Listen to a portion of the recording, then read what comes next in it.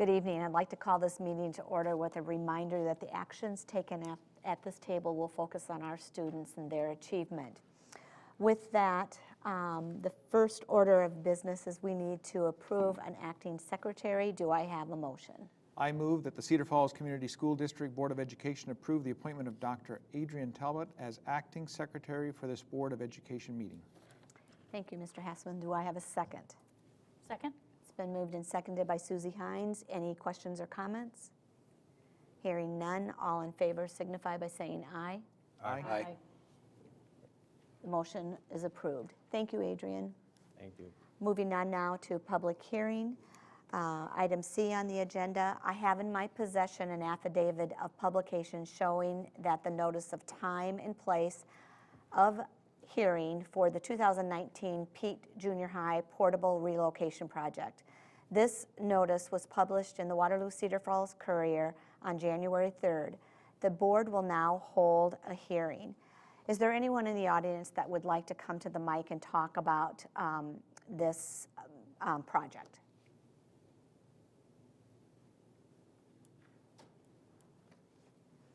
If not, the hearing will be closed. Moving on now to the consent agenda. Do I have a motion to approve the consent agenda? So moved. It's been moved by Mr. Giddens. Do I have a second? Second. Seconded by Mr. Orvis. Any questions or comments? I do have a question. Yes.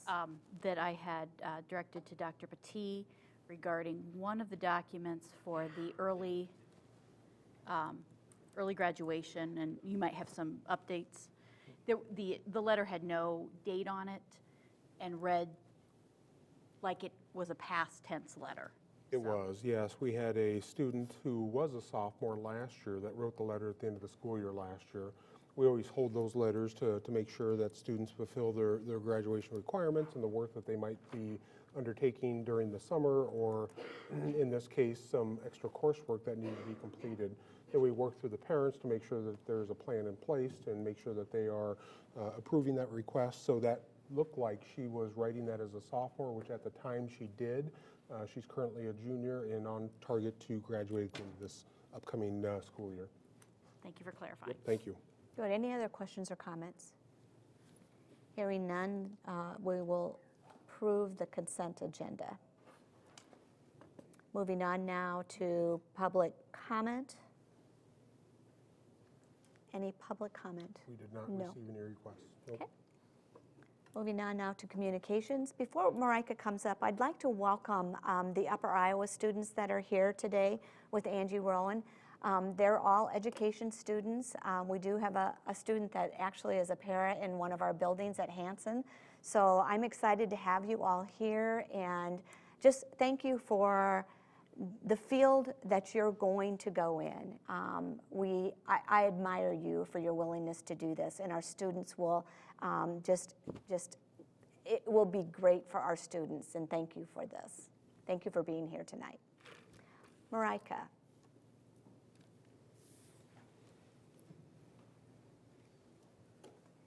Hi, everybody. Hello. Happy New Year. Happy New Year. So last week at the high school, we finished up finals on Wednesday and Thursday. So that was the big event at the high school last week. The winter snowball dance was canceled due to insufficient ticket sales, and second semester started today as well. Senior leadership will begin the process of selecting our class speaker this Thursday, and Student Senate will also begin planning Valentine's Day fundraisers for Knox Blocks, which is in replacement of the snowball profits, and we'll begin that planning this week as well. Thank you. Any questions for Marika? Do I understand we had a student who was a candidate for the Naval Academy? Yes, sir. Congratulations. Thank you so much. Yes, I was nominated by Senator Chuck Grassley, so What exciting. What an honor. Thank you Yes. so much. Yeah. All right. Janelle, have you taken a breath? Okay. I'll apologize for my tardiness on camera. For our communications update tonight, just a few things that we'll talk about. One of the main things wanted to discuss a little bit is we have our survey open right now for our input from the community in regards to our facilities needs. And the URL is cedarfallsurvey.org. We've sent out a lot of emails and asked people to share with constituents and neighbors and those they know, so we really want to get this out to the community via here Channel 15 during the board meeting. So we're really asking for feedback, input through this community survey. It should only take 10-15 minutes. It'll be open until January 21st, and of course, if anyone would like a paper copy or to fill it out in person, we have those at the district office. Anyone could stop in and get those from us there. Also, we've put together a lot of information. There's a direct link from the homepage, cfschools.org, that has a lot of FAQs and video links, presentations, lots of information that you have all heard and talked about and put together over the past couple years in regards to the work at the high school. So if there's questions or things that people are trying to find out, there's definitely lots of information on this direct link from the homepage. So there's data, a why, discussion about location, and of course then links to the board meetings. So we encourage anyone with questions to visit that site. Is the survey accessible from that site? Yep, you can't, you would just scroll down a little bit and there is a red button that says start the survey. So you can start it right from that site as well. And this is a really important topic for some families in our community. Our preschool registration will open on Friday, January 25th at exactly noon. If you go to the URL that's there, cfschools.org/parent/preschool, is all of the information that you need to have right away when you're going to be doing the registration for preschool. We will have it at all 7 buildings next year. It's a very, people want to make sure they get their kids registered. So if you are thinking about it, go ahead and register, and then you'll find out if you get a spot later in the spring. And then we also are talking about our 2019 kindergartners. So that parent meeting is going to be Tuesday, March 5th at all of the elementary buildings again. If there's inclement weather, it's going to be moved to the 7th. This is only for parents, but then the kindergarten visitation day is going to be Wednesday, May 15th. And of course, if you have questions about what attendance area you are in, you can definitely call the office at 553-3000. There is what it should be. We had lots of buildings and students did a lot of great work before the holidays in regards to different things for the community, and this was one great thing to highlight. This is led by the Student Lighthouse team at Lincoln, and they were able to get a bunch of donations for the Northeast Iowa Food Bank. They got collected 3,628 food items and donated 1,042 pounds of food. So they're really proud of this, and we're very proud of them ourselves, and this was a quick shout out that they did to Mr. Henricks for his support of that student team. I also wanted to do a quick congratulations to Jed Batterson. He's a 4th grade teacher at Aldrich, and he was one of 16 teachers from across the state that were named to the first Governor's Teachers Cabinet. And these cabinet members will meet quarterly with Governor Reynolds and Lieutenant Governor Gregg and the Iowa Department of Education Director Wise. And they're going to offer input, talk about the teaching profession, and I believe they had their first meeting this month already. So it's a great kudos to Mr. Batterson. He does great work in our district and a great accolade for him. Also wanted to just do a quick thank you to those that attended our legislative forum that was held last week. Raz Smith, Dave Williams, Jeff Danielson, Bill Dotzler, and Bob Kressig were able to attend this at Pete, and it was sponsored by CFEA, CFESP, the school board, and the district. So we appreciate our legislators coming to listen to staff. And then just wanted to get this kind of on people's radar. This is something that's being put together by some junior high and high school counselors, and it's going to be a community conversation specifically around mental health. It's going to be held at the high school on Monday, April 1st, 5:30 to 8. It's going to be open to everyone in the community. They've put together great sessions and great topics. You'll definitely be hearing more about it, but just to get that on your calendars, that'll be coming up in April. And real quick, just to follow us on all of our social media channels, district-wide and building. Any questions? I forgot to mention a few things about the survey. Just real quick, we've had over 1,400 responses so far, which is a really good response rate. Really good positive responses and support at this point towards the new high school and the facility needs. But there'll be a lot more information that we'll have in a report of that once the survey is finalized. Thank you. Thank you, Janelle. All right, moving on now to item G on the agenda, the approval of plan specifications and set a public hearing for the 2019 roof projects. Hello, Yes, we're excited Earl to have. Smith with Terracon. And Rick Gersema, Buildings and Ground Supervisor. And we're going to talk about the 2019 roof project.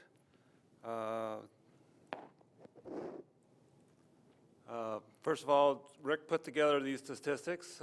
District has 14 facilities, 7 elementary, 2 junior high, 1 senior high, 1 educational support center, and 3 support facilities, which consists of the central admin building, the central services building, and the Robinson Dresser storm shelter. Your total roof area is around 900,000 square feet with 259 separate roof sections. And then that doesn't include your portables or storage sheds and garages.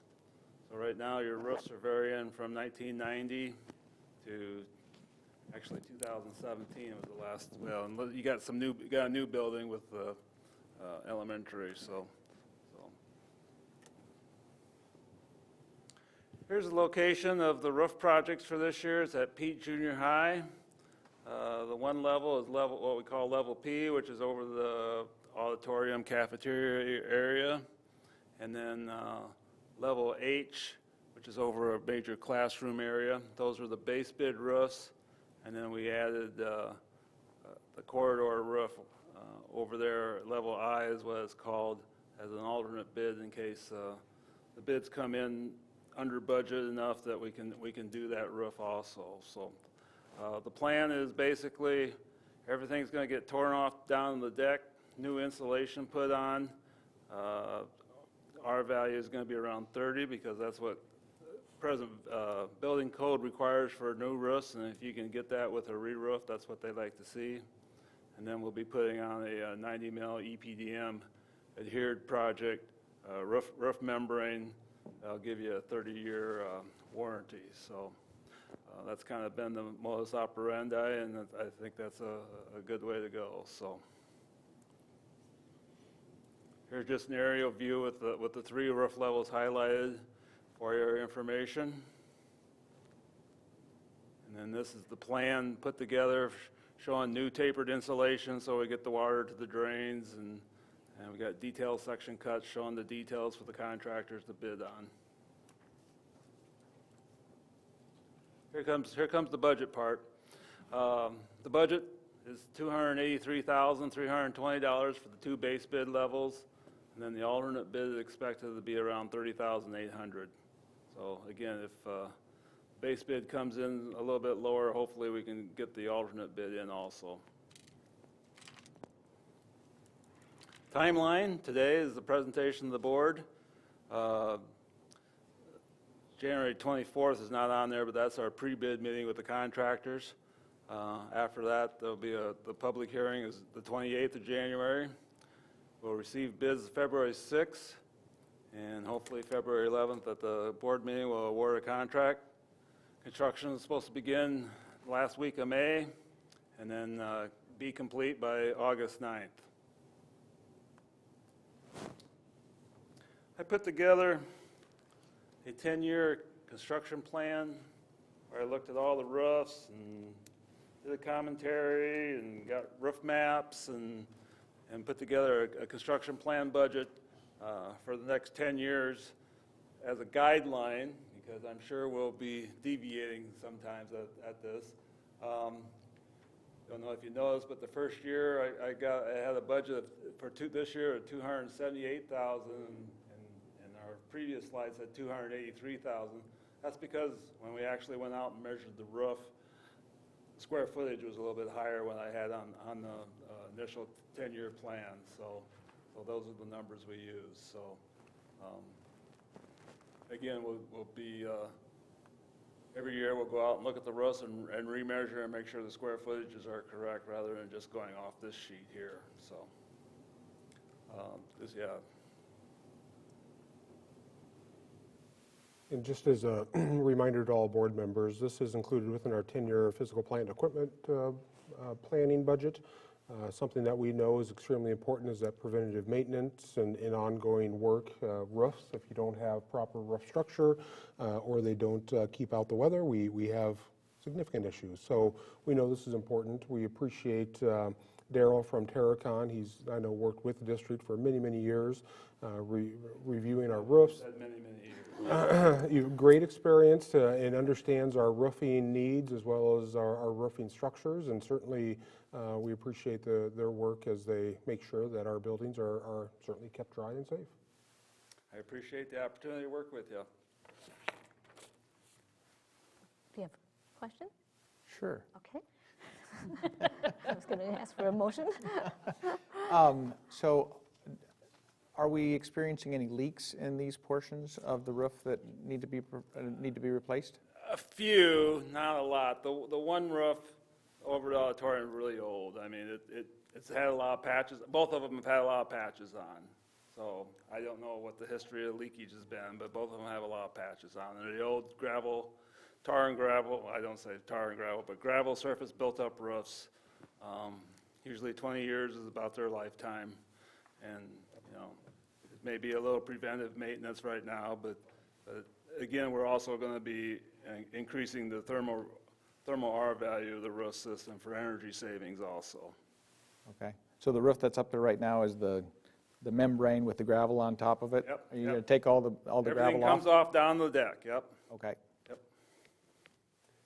Inevitably, what happens is when they do leak, and this one has had leaks over time, then the insulation underneath gets wet and damp, and then that causes issues with the R value, which causes other issues within the building. So we know that it's time. They've kind of lasted their life, but certainly an opportunity now to hopefully be much more energy efficient as well. Do I have a motion to approve the roof bid? I move that the Cedar Falls Community School District. Do I have a motion to approve the plan specifications and set a public hearing, I should say? Sorry, Jenny. That's okay. I move that the Cedar Falls Community School District Board of Education approve the proposed plans, specifications, proposed form of contract, and set a public hearing date on January 28th, 2019 at 5:30 p.m. for the 2019 roofing projects. Thank you, Jenny. Do I have a second? Second. It's been moved and seconded by Sasha. Any other questions or comments? Hearing, I would say it's important to note that the 10-year plan is simply that. There are going to be some potential tweaks and changes that we look out over time. And I think as Jeff had said, some of it could be dependent on areas that leak. We know that some of our areas of roofing are out of warranty, so we want to make sure that if something does come up, that we have the adaptability that we'd come to the board and potentially recommend other changes. If, by 2023, I don't remember what that maybe area was going to be done, but if, say, it's Orchard Hill and there's a building that's leaking, we would recommend to the board to fix the area of greatest need versus what might be on that 10-year plan. all in favor signify by saying aye. Aye. Opposed, same sign. Motion carried. Thank you, gentlemen. Thank you. Careful going home. Okay, item H on the agenda, approval of substantial completion of Phase 1 of the furniture bid. Yes, and this is for me, and this is a process that kind of culminates some of the construction work that we've had ongoing, not only for our new elementary Eldridge, but also the work at Orchard Hill and North Cedar. And this is substantial completion of the elementary furniture budget. So if you recall, when we let the bids, we had a bid sheet that was approximately 3 pages long, and that is astronomical when you start looking at the bid process and the bid sheets. And we actually outlined every single furniture component and put them into categories because we wanted to maximize the use of taxpayer dollars to make sure that everybody had an opportunity to bid on individual furniture pieces. So this is a little convoluted because of that bidding process to maximize the dollars that we had. So we had 5 different bidders that bid on this project, and now we are asking for substantial completion and payout for all those vendors. And you'll see at the top of this first slide, it says contract number 1 awarded to Franklin Cooney Company from Wooddale, Illinois. And it goes through the original contract sum. We did have some change orders, and I wanted to talk through those as we go through each of these slides with a final budget amount over or under. So you can see for Frank Cooney Company, we had a budget amount of $306,000 in some dollars, and then we had some change orders. As we went through the furniture purchases, we had kind of our base bids. We had some of our elementary, sometimes some of our student councils, sometimes different components within our district that said we wanted to go above and beyond the base bid or we needed additional furniture. So you can see here there were 4 change orders. Number 1 was through the instructional support levy dollars that Orchard Hill receives. We had another one, there was some fundraising by the Southdale Student Senate, and then we also had some preschool additional furniture added into this that's paid for out of the preschool budget. So the total amount over is equal to the amount of change order dollars that are coming outside of the district general fund or project budget. The next slide is for contract awarded number 2, and this is Kirk Gross Company out of Waterloo, Iowa. This is a total budget of $164,157. We did have one change order through this as well, and that is for the amount that we're over, and that is the project budget at North Cedar. We had a few items that were not included within the original bid document that we had to order additional pieces of furniture, so it added up to additional $734. The next contract was awarded to Koch brothers out of Des Moines, Iowa, and that was $28,246.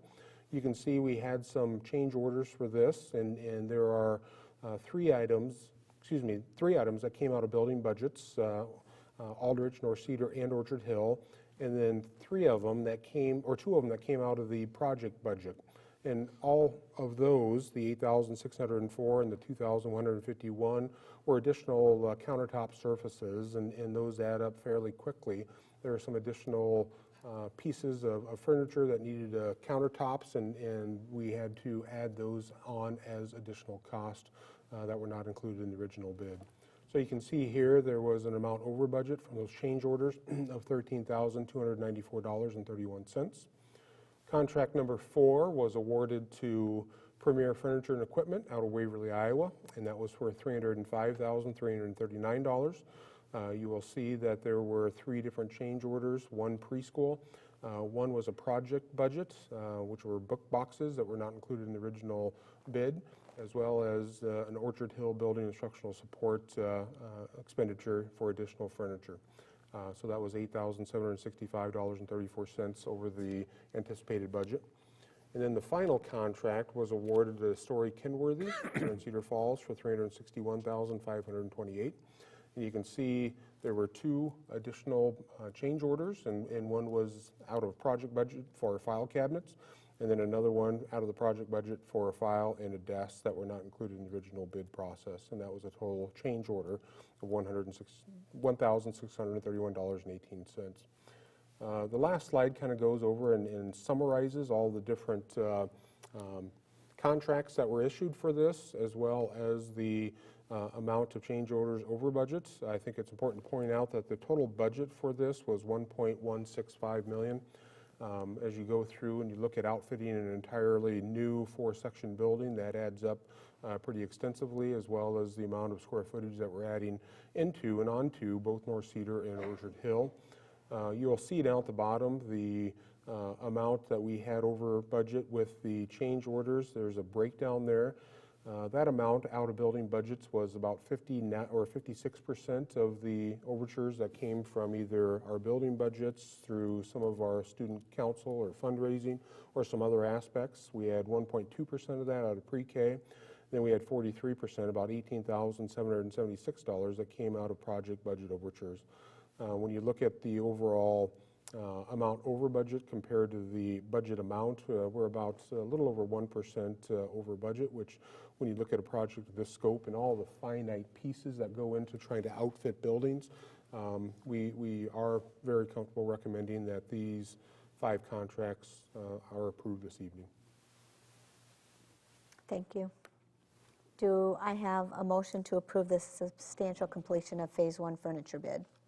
I move that the Cedar Falls Community School District Board of Education accept as complete Phase 1 of the Aldrich, North Cedar, and Orchard Hill Elementary furniture contracts awarded on March 7th, 2018 for the following vendors: Frank Cooney Company, Wooddale, Illinois; Kirk Gross from Waterloo, Iowa; Koch brothers, Des Moines, Iowa; Premier Furniture and Equipment, Waverly; Story Kenworth of Cedar Falls. All claims for materials furnished, labor performed, and/or services provided for Phase 1 of these contracts must be filed within the next 30 days. Thank you, Mr. Orvis. Do I have a second? Second. It's been moved and seconded by Mr. Giddens. Do I have any questions or comments? Yeah, so this is a lot of furniture. We have new buildings coming online. Is this it? Yes. For the projects that we've got right now between Orchard, North Cedar, Aldrich, we're done. That is correct, furniture yeah. right So now. this was through that bid process. So they were let, and we accepted the bids back in March.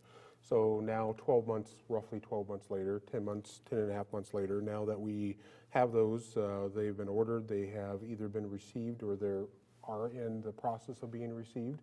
So this should be everything barring some really unforeseen challenge. And right now, we don't anticipate that there's going to be anything additional that is needed. Any other questions or comments? Hearing none, all in favor signify by saying aye. Aye. Opposed, same sign. Motion carried. Thank you.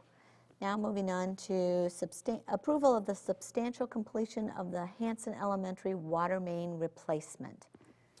Dr. Patrick. Yes, and I am doing my best Doug impersonation as he typically will do these. On this presentation, very short presentation, as the board recalls and remembers, we went through the bidding process to have the main water main to Hanson Elementary replaced this past summer. We did take a slight risk, if you recall, that the water main broke 2 years ago. We actually had to cancel school for a day due to the fact that water main was not able to be fixed within a timely manner.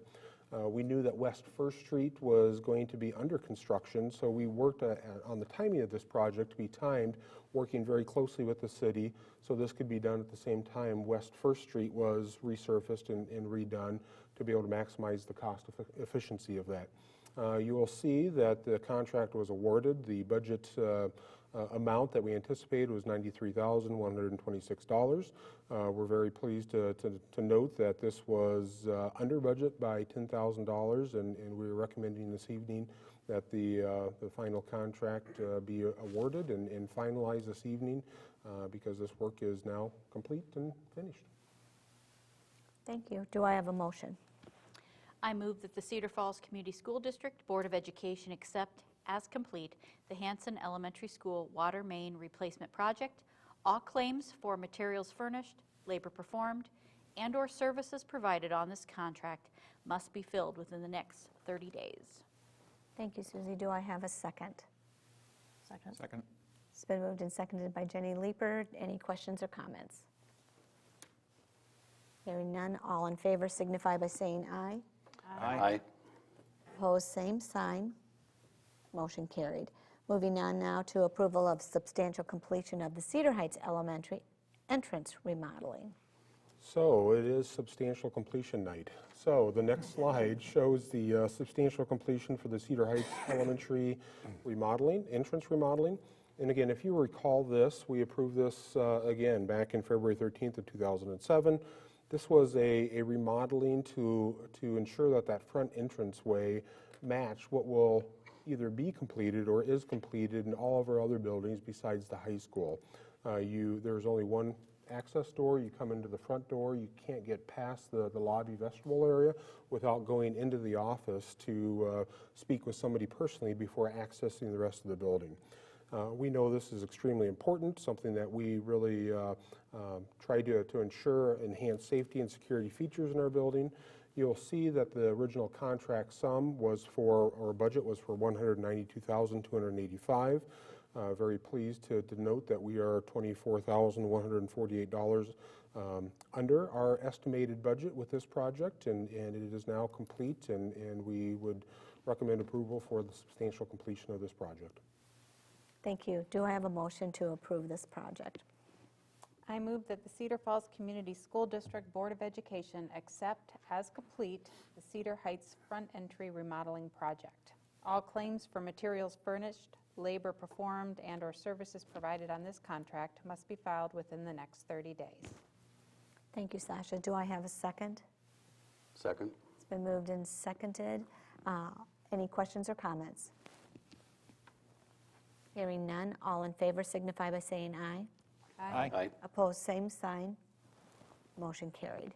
Thank you. Thank you. Moving on now to item K, the approval of the 2019-20 dropout rate at risk modified supplemental amount application. Mr. Conrad. It's a mouthful, isn't it? It is. If we could pull that up, Janelle, when we get a chance. This is another one of those that normally has been tag teamed between Mr. Nefsker and myself, and I think he's probably sitting on a beach somewhere thinking about this right now as we speak. But I do want to give you a little bit of background and talk a little bit about some historical things. This funding source has been something that over the last several years we've seen a lot of changes in, and that as we move forward with it, it's allowed us for a little bit more flexibility with these dollars and so forth. So I'll try to give you that information and what we'll be asking for next year as well. Just to go back and give you a little bit of history, these funds are used to help support students that are either struggling or have some real support needs. And so as we go through, you can kind of see the three different kinds of students. At-risk students are really more of a general term of students that either are homeless children in youth, they're dropouts, potential dropouts, or returning dropouts to our school district. And you can kind of see the definition of what a returning dropout would be for our students, as well as potential dropouts. And then what we do as a school district is identify those students each year and try to provide some additional supports for them. As I mentioned earlier, the funding source has changed over the last several years. As you can see in 2016 and 17, they actually combined these two separate funding sources together. It used to be two separate funding sources that we would have to apply for and receive. Now there's one application, even though it's still, we identify it as two separate sources of funding, but we do receive some additional funds from the state for that. In 2018 and 19, then during this school year, in the past we were limited to a maximum of 5% of these funds to be able to serve a general population or a district-wide or school-wide program. For example, our ECHOS program that we serve at the two junior highs, we don't distinguish that those funds can only be used to serve those students. We allow all of our students to participate in ECHOS. Previously, we were not allowed to go over 5% of these funds to support any building-wide or district-wide programs. So now they've eliminated that 5% cap. And then with next year, there'll be some additional changes. They're allowing more flexibility for school districts, and probably the biggest change is that we no longer have to apply to the Department of Education for these funds. Once the board approves the application for those, it goes directly to the SBRC and the School Budget Review Committee, and then we can start utilizing those funds. So there's a few less hoops that we have to jump through to get these funds. In actuality, the types of programs that we've been supporting with these funds has not changed over the past couple of years. There's been some additional things that we've added in, but overall the supports that we have in place have been quality, good supports for us, and so we really haven't been making some major changes to the programs that we're implementing as a part of these funds. You can see the first one is mental health services. Currently, we contract with Blackhawk County Mental Health to supply 2 FTE mental health counselors in our school district. With the increasing enrollment that we've had, as well as the addition of Aldrich, we believe we need to have more support available. So next year we are going to look at 2.5 FTE and add another half-time mental health counselor to our school district to help support those students. Our alternative program and our behavior intervention center, again, that uses all of these funds are used to help support those students that are attending our alternative school or they're in our behavior support center. And you can see the breakdown of salaries and staff. And then our online curriculum is we also use these dollars to pay for that, which is around $22,000. Academic supports is our third program, and mainly those are reading supports. and a lot of those are in our elementaries that are not identified as Title I schools. So we provide additional reading supports for those. As you can see, the FTE of those teachers, as well as the summer school reading program that we fund through that with students that are identified needing that reading services during the summer. Moving on, then you can see our credit recovery skills program. A lot of that is our ECHOS after school program for our junior high students and the supports that we have in place there. Our juvenile court liaison is one that we have somebody that helps support students, again, that have struggled either through the courts that are on probation or students that have attendance and discipline needs. We have identified a person that can help us with that. And then the last two things that we support, our school resource officer. We contract with the City of Cedar Falls to provide right now a full-time resource officer that serves all of our school district. We have been in contact with the city to see if we can increase that, but at this point in time, they've just been discussions. And so we really appreciate the support that we get from the Cedar Falls Police, and Zach Ladaghi is our resource officer now, does an outstanding job. We just would like to be able at some point be getting him some additional support because our enrollment continues to grow. And then finally, we have our student support services with some additional staff. A lot of that is Tracy Johns, who oversees a lot of our alternative programs and our special needs programs. And then with our after school and Saturday school supports and bringing in teachers to help support our students on the weekends or after school that need that. So all told, the next shows you kind of an overall of the total budget. Again, we have the at-risk funding that does come from the state, so we subtract that out there with that. We are required by law to utilize at least 25% of our general fund to pay for our at-risk budget and dropout prevention budget. So our total request is actually $882,274 for next year.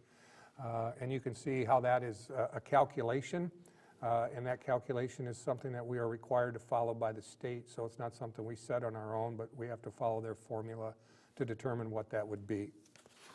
And then the next slide kind of gives you a history. I know it's not easy to see, so I'll try to point out a couple things with you. The last two columns on the right are this year and then are proposed for next year.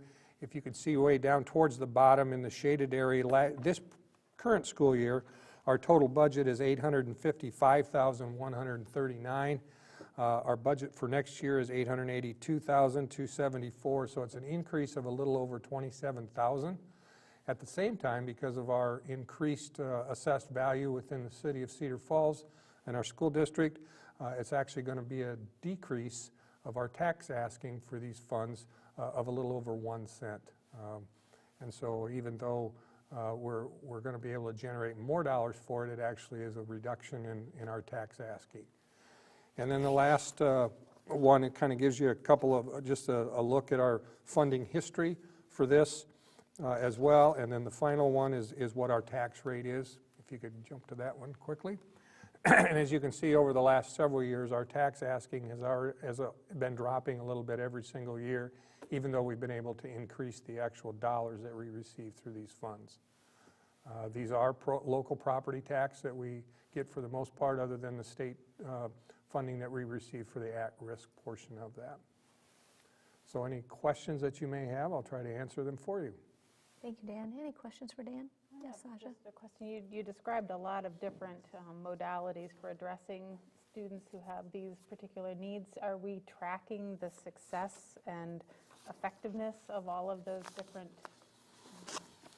We do. Probably not as much when you look at totality of them, but individual students, we track their success as we go through and support as they move through our system. A lot of these students are identified at the elementary level, and unfortunately they continue to be identified as at risk as they move through because of some of their home life and the things that they're dealing with outside of school. But I think the data that we have for each of the individual programs that we do support would say that they've been very successful. I think the largest metric for us, when we look at it in totality, because this is dropout prevention and at-risk dollars, that with a 97 to 98% graduation and completion rate, that's certainly something that kind of measures whether or not we're trying to, or these dollars are ensuring student success. And I think when you look at the amount of students and the graduation rate, that shows that we are having success with our programs. And you will look at the other various statistics with regards to how these students are identified. You know, our attendance rates continue to get better every single year, and we have one of the lowest dropout rates in the state of Iowa, and so those are things that would point to a lot of the supports that we do have in place are being effective. Thank you. Good question. Do I have a motion to approve? I have one more question. And this is more on the FTE portion of it. So that's obviously FTE, if you were, if it was one FTE, that means that that's a full-time person academic year, correct? Not a calendar year? It's a full-time equivalent is what that stands Okay. for. So it means it's, you know, you could have 10 people that are 1/10 time, that makes up one FTE, Okay. because that's a full-time equivalent. Right, and that's typically, again, academic year, not calendar year, because these things don't go through. I mean, we may have some things during the summer, right, because of the reading programs. Sure, and what we do on those is that some of our own teachers that during the school year that we are hiring them additionally to work for us in the summer. But this would be, because it is a 1920 program, it starts in July, it starts July 1st and runs through June 30th. So it would be through the fiscal, not the calendar year, it'd be for the school year, which would run on a fiscal calendar. Okay. Great, thank you. Yep. Just a quick comment. I've had a good chance to speak to teachers of at-risk students, administrators, support staff, and I realize we're investing a lot of resources in this direction, but I think the payoff in the end is well worth what we're putting into this. And when you see some of these students who succeed after a long struggle with school, it's very, very rewarding. I think it helps our community in the long run. I think we gain benefit by doing this. I'll second that. I mean, mental health is getting more and more attention in public discourse these days, and you know, it's a big issue. And frankly, we don't see the support in many ways that we should from the state for that. So the fact that we're able to add 2.5 FTE for mental health services, I think, is a strong show that we're prioritizing this in a way we should be as a school district. So I'm appreciative of that. I think it would be remiss without saying, too, this just shows our strong partnerships with the city, with Blackhawk County Mental Health, with a lot of different entities, because these are all based on our partnerships to enhance experiences for our students across our community. I think that's important to note. Thank you. Do I have a motion? I move that the Board of Directors of the Cedar Falls Community School District approve the application to the School Budget Review Committee requesting $882,274 and modified supplemental amount for mental health services, alternative programming, academic supports, credit and skills recovery, juvenile court liaison, school resource officer, and student support services associated with the 2019-2020 school year at-risk and dropout prevention program. Thank you, Eric. Do I have a second? Second. It's been moved and seconded. Any questions or comments or further discussion? For our pre-service students, I'd like to recommend considering at-risk education. It's pretty rewarding. It can be very difficult, but it's pretty rewarding at the same time. Thank you, Jeff. All in favor signify by saying aye. Aye. Aye. Opposed, same sign. Motion carries. Thank you. Moving on now to the superintendent's report. Just a couple different items. Facility update, we will have our design team back to the board table at the next board meeting to talk about next steps, some of the cost analysis, as well as some of the high-level square footage allotments that would make us comparable with other districts and other high schools across the state of Iowa. Legislative update, obviously the legislative body gabbled into session today, so that will be exciting to watch. February 5th, we are going down to the Capitol, those that have signed up, and hopefully continue to advocate on behalf of education. Janelle did a great job highlighting the joint legislative session we had at Peach Junior High last week. Certainly appreciate all of our partners and the really that forward-thinking approach that I think is unique to Cedar Falls, with all those different entities working together to advocate on behalf of our students. I think that is extremely important. One of the other items I had was kind of a learning conversation. And within the board packet, and I apologize, there's not a copy for people in the audience, but I think really timely to have Upper Iowa University students here. At our board admin retreat, I think we heard from at least maybe 4 administrators that talked about effect sizes and John Hattie's work, and that's embedded in a lot of things that we do. The sheet that's within the board packet really highlights 250 influences on student achievement, and I wanted to give some context and background for what's happening in the work that we're doing within each of our buildings. John Hattie is a researcher, and he took really 800 or 80,000 research articles, research studies based on 300 million students and 1,400 meta-analysis, and did a lot of comparative studies to find out what strategies, what influences have the greatest impact on student learning and student achievement. And this sheet goes through and tries to kind of do it like a heat map to be able to indicate what influences have the highest effect size, which ones actually have a negative effect size. What can we do as educational leaders, as classroom teachers, as parents to ensure that students have a better success or a higher aptitude to be able to have higher achievement and higher levels of learning? We have actually brought in Steve Ventura into our district multiple times. He's worked with our building leadership teams, he's worked with our instructional coaches, he's worked with our administrators to really target what can we do to have that positive effect on our students. And you can go through here, and one of the things that I would note, it talks about not only teacher, classroom, focus on implementation, strategies, but it even goes through some of the home parent aspects. And one of the things that we say quite frequently, I think it's important for all potential educators to know, there is nothing that can take place in the home, that can take place with the family, that cannot be overcome with the strategies in the educational setting. So the educational setting, the classroom experiences are the most important factor that determines student success.